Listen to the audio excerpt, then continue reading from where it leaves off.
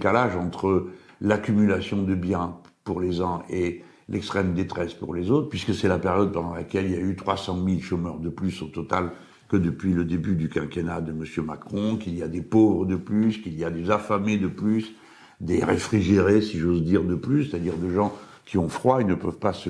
chauffer à domicile. Bref, où la France est en train de devenir, dans maints endroits du pays, une sorte de quart-monde d'abandon et de désertification des services publics, tandis qu'à l'autre bout, on assiste à une concentration de luxe et de richesse absolument provocateur. De tout cela, nous aurons l'occasion de parler dans la campagne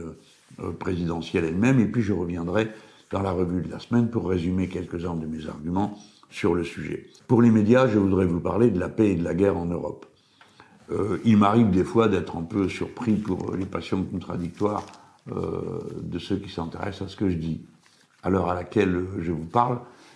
j'ai édité 2 petits textes qui étaient destinés à être comme des pierres blanches sur le chemin de l'analyse et de la compréhension